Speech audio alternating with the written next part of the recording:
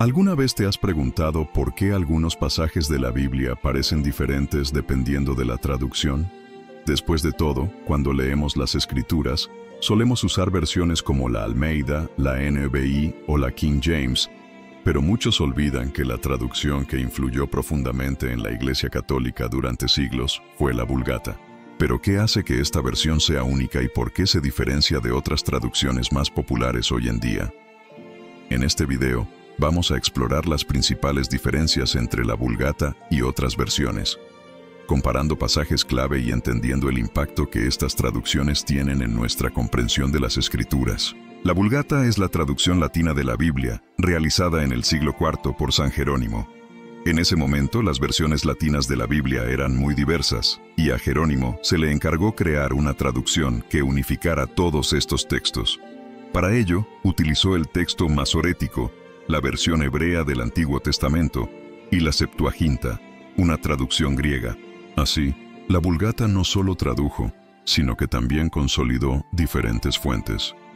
Su importancia histórica es inmensa, ya que durante más de 1000 años fue la versión oficial de la Iglesia Católica, moldeando significativamente la teología y la liturgia. Incluso después de que otras traducciones comenzaran a ganar fuerza, la Vulgata se mantuvo central en la fe católica. Hoy en día, al mirar otras traducciones de la Biblia, como la Almeida, la NBI y la King James, vemos que estas surgen de fuentes diferentes. La Almeida, por ejemplo, se basa en textos como el texto masorético para el Antiguo Testamento y el Textus Receptus para el Nuevo Testamento, mientras que la NBI busca un lenguaje más moderno y accesible, basándose en una crítica textual más amplia y utilizando manuscritos como el Codex Sinaiticus y el Codex Vaticanus. Por su parte, la King James es una de las traducciones más influyentes en inglés, basada en el Textus Receptus, con un estilo literario que se ha convertido en icónico dentro de la tradición protestante. Comencemos comparando un pasaje de Isaías, uno de los libros más leídos e importantes de la Biblia. En Isaías 7:14, la Vulgata trae la famosa frase «Exe virgo concipiet et pariet filium», que se traduce como «He aquí que la Virgen concebirá y dará a luz un hijo». La palabra virgo en latín, traducida como virgen, tiene una fuerte connotación de pureza y virginidad. Esta traducción influyó profundamente en la doctrina cristiana sobre la virginidad perpetua de María. Sin embargo, en algunas traducciones modernas, como la Almeida y la NBI, encontramos la palabra joven en lugar de virgen, lo que, aunque no excluye la virginidad, suaviza el significado.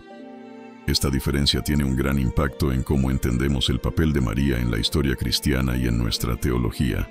Otro ejemplo interesante está en Lucas 1:28, donde la Vulgata dice «Ave, gratia plena, Dominus tecum», que se traduce como «Salve, llena de gracia, el Señor es contigo». Ya en traducciones como la Almeida y la NBI, la frase aparece como «Salve agraciada, el Señor es contigo».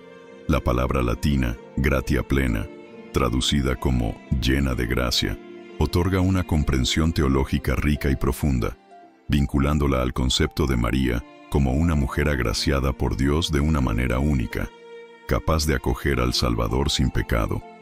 Las versiones más modernas, con agraciada, intentan mantener la esencia, pero sin el mismo peso doctrinal, lo que puede influir en la percepción del papel de María en la tradición católica. Pero las diferencias no se limitan solo a esto. La Vulgata incluye libros que no aparecen en traducciones protestantes, como Tobías, Judith, Sabiduría y Macabeos.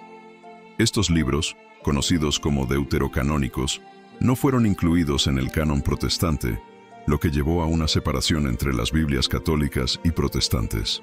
Por ejemplo, el libro de Tobías habla sobre la historia de Tobit y su hijo Tobías, ofreciendo enseñanzas sobre la providencia divina, y es muy apreciado dentro de la tradición católica por su contenido moral y devocional.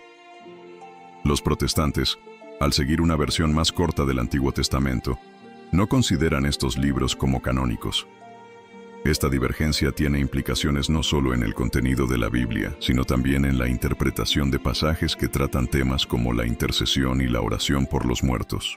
Al comparar las versiones más modernas con la Vulgata, También vemos diferencias significativas en la elección de palabras que afectan la interpretación teológica. Un ejemplo de ello está en Juan 1:1, donde la Vulgata dice: In principio erat verbum, et verbum erat apud Deum, et Deus erat verbum. Es decir, en el principio era el Verbo, y el Verbo estaba con Dios, y el Verbo era Dios. Esta frase tiene una gran importancia en la doctrina cristiana sobre la Trinidad, ya que afirma la divinidad del Verbo o Logos. Las traducciones como la NBI mantienen el concepto de verbo, pero la elección de palabras en la traducción puede variar de una versión a otra, afectando la forma en que los lectores entienden la naturaleza de Cristo y su relación con Dios Padre. Con tantas traducciones y versiones diferentes, surge la pregunta: ¿cuál de ellas es más confiable? La respuesta depende mucho del contexto y la necesidad de quien lee. Para los estudiosos y teólogos, la Vulgata sigue siendo una referencia esencial, especialmente porque fue utilizada durante más de 1000 años como base para la interpretación oficial de la Iglesia Católica. Para los cristianos que buscan una lectura más accesible o moderna, versiones como la NVI o la Almeida pueden ser más adecuadas, ofreciendo un lenguaje más cercano al día a día, pero basadas en manuscritos más recientes. Sin embargo, la elección de la traducción puede afectar profundamente la comprensión de los textos. La Vulgata, con su riqueza histórica y teológica, tiene una profundidad que tal vez las versiones modernas no transmitan de la misma manera. No obstante, las versiones modernas, al basarse en manuscritos más antiguos y con un enfoque crítico, pueden aportar una perspectiva diferente, a menudo más alineada con los textos originales.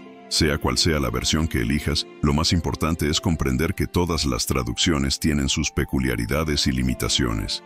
Ninguna traducción es perfecta, ya que cada una lleva consigo las decisiones del traductor, que debe elegir las palabras que mejor se ajusten al contexto y al mensaje original. Por eso, es fundamental, especialmente para los estudiosos de la Biblia y aquellos que buscan una comprensión más profunda de las Escrituras, explorar diferentes versiones y entender las implicaciones de cada una. Finalmente, comenta abajo cuál versión de la Biblia prefieres y cómo la elección de la traducción afecta tu interpretación de los textos.